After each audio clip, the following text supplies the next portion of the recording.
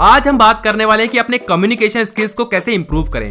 Communication skills होती है कि अपनी बातों को व्यक्त करना और दूसरों की बातों को सुनना, यानी कि मैसेज का टू एंड फ्रो पास होना, यही कम्युनिकेशन होता है। अब ये कितना अच्छा होगा ये डिपेंड करता है आपकी कम्युनिकेशन स्किल्स पे। तो मेक श्योर कि यहाँ पर आपकी कम्युनिकेशन स्किल्स बहुत अच्छी हो। अब वो अच्छी कैसी होंगी वही तो बात करने वाले भैया। फर्स्ट यहाँ पर पॉइंट है हैव करेज टू से। यहाँ पर जो आपके दिमाग में चल रहा है उसको बोलने की हिम्मत रखो, ताकत रखो, दम रखो। अगर आपके पास बहुत अच्छे अच्छे औजार है, बहुत अच्छे अच्छे हथियार हैं, लेकिन आप चलाना ही नहीं जानते तो क्या फायदा। आप कितना ही अच्छा सीख लो कि कैसे कम्युनिकेट करते हैं, कैसे बातें करते हैं, कैसे लोगों को इंप्रेस करते हैं, लेकिन अगर आप बोलोगे ही नहीं तो फायदा कहां है। तो मेक श्योर कि आपके मन में जो भी चीजें आ रही हैं उसको व्यक्त करो। अगर आप क्लासरूम में हो, आपके मन में कोई क्वेश्चन आया है तो उसको पूछो। अगर आप मीटिंग में हो, आपके पास कोई अच्छा आइडिया है तो उसको बोलो। क्वेश्चंस पुट अप करना, अपने डाउट्स को क्लियर करना, आइडियाज निकालना, ये अच्छी बात होती है। लोग क्या कहेंगे, क्या सोचेंगे, उससे आपको कहां मतलब होना चाहिए। अरे लोगों का काम है सोचना, लोगों का काम है बोलना। भाई तुम्हें क्या लगता है कि लोग बोलना बंद कर देंगे? ऐसा नहीं होता।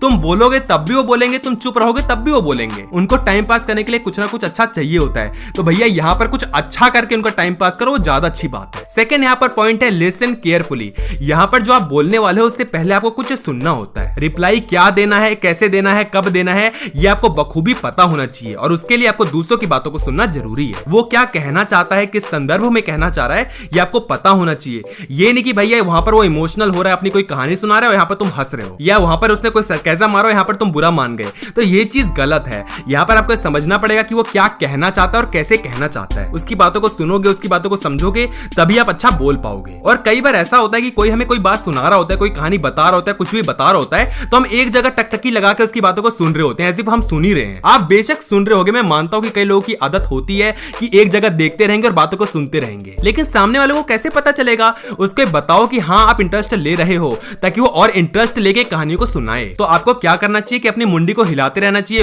हाँ करते रहना चाहिए, ताकि सामने वाले को ये लगे कि हाँ आप सच में सुन रहे हो। और आपको सच में सुनना भी चाहिए, क्योंकि अगर आप सुनोगे नहीं तो बोलोगे नहीं, और सुनना और बोलना ही तो कम्युनिकेशन होती है। थर्ड यहाँ पर चीज है प्रैक्टिस।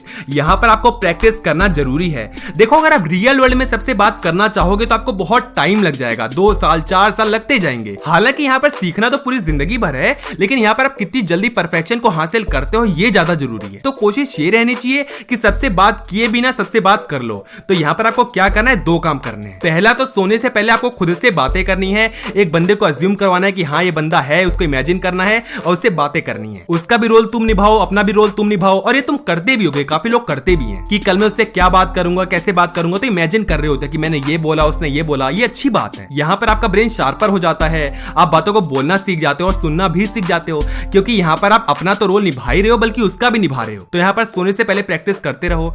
दूसरा तरीका है कि जो भैया आपके फोन में रिकॉर्डर है ना, उसको ऑन करो और कुछ भी बोलने लग जाओ, कुछ भी रैंडमली बोलने लग जाओ, उसको रिकॉर्ड करो, उसको बाद में सुनो। आपको ये पता चल जाएगा कि आप कितना अटक रहे हो, कितना हाँ कर रहे हो, कितना अच्छा बोल रहे हो, कितना गंदा बोल रहे हो। अगर इंप्रूव करने की जरूरत है तो इंप्रूव करो, कहां जरूरत है वो भी देखो। अगर आपको खुद की बातें पसंद नहीं आएंगी तो कोई भी आपकी बातों को पसंद नहीं करेगा। नेक्स्ट पॉइंट है पिच एंड पेस। पिच मतलब कि कितना वॉल्यूम रखना है और पेस मतलब कितनी स्पीड रखनी है। कितना फास्ट बोलना है, कितना स्लो बोलना है, कितना लाउड बोलना है, कितना धीरे बोलना है, ये डिपेंड करता है कि आप किस वक्तव्य में कह रहे हो। उस वर्ड के पीछे, उस सेंटेंस के पीछे इमोशंस क्या हैं।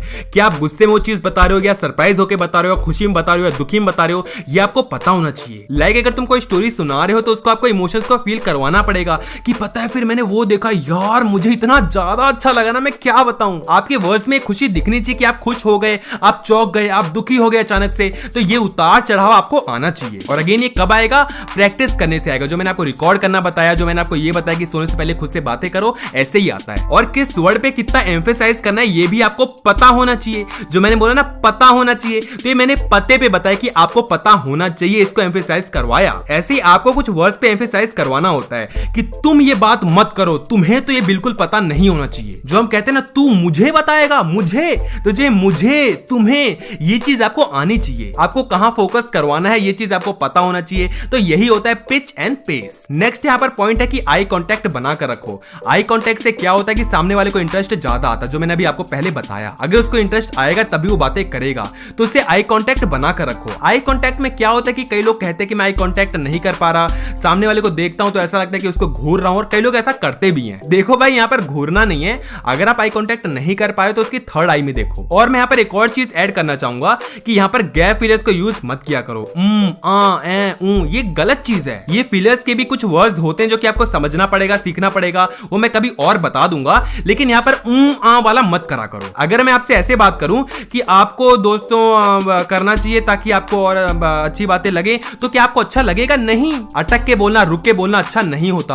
अगर आपको लगता है कि आप स्टैमर करते हो तो उसके लिए भाई कोर्सेज होते हैं, उसको अप्लाई करो, उसको लो, उससे बहुत फायदा होता है भैया। आपको नेट पे देखना चाहिए, सीखना चाहिए, समझना चाहिए, बहुत फायदा होता है। और पहली बात तो कि गैप फिलर नहीं होता कि मैं कर रहा था और तो ये ना गैप फिलर थोड़ी है। गैप फिलर हो गए जैसे कि हो गया लाइक, जैसे कि यू नो, हमें करते रहना चाहिए। एंड यू नो कि अगर हम ये नहीं करेंगे तो ज्यादा फायदा नहीं होगा, तो कई बार हमें करते रहना चाहिए और कई बार नहीं भी होता है। एंड यू नो कि हमें प्रैक्टिस करते रहने पड़ता है। तो ये जो यू नो यूज करा ना, ये होता है गैप फिलर। और ऐसे ही होता है लाइक कि आपको गैप फिलर्स यूज करने चाहिए। अगर आप गैप फिलर यूज नहीं करोगे तो लोगों को अच्छा नहीं लगेगा, लाइक को बोलेंगे मुझे अच्छा नहीं लग रहा। एंड कई बार होता है ना लाइक कि तुम कहते हो कि भाई मुझे ये पसंद नहीं है, वो पसंद नहीं है, तो जो मैं लाइक बोल रहा हूँ, यू नो बोल रहा हूँ ना, ये होते हैं गैप फिलर्स। और ठगने को गैप फिलर नहीं कहते हैं, उसके लिए अलग अलग वर्ड्स होते हैं जो कि आपको सीखना चाहिए। तो अगर आपको वीडियो अच्छी लगी तो वीडियो को लाइक कर देना। अगर आपको लगता है कि ये वीडियो और लोगों तक जानी चाहिए तो वीडियो को शेयर कर देना। अगर आपको लगता है कि ये चैनल आपको अच्छा लगे तो आपको सब्सक्राइब कर लेना चाहिए। तो भैया नीचे रेड कलर का बटन आएगा, उसको सब्सक्राइब कर लेना। उसके बगल में घंटा आता है, उस घंटे को दबाना कतई ना भूलना।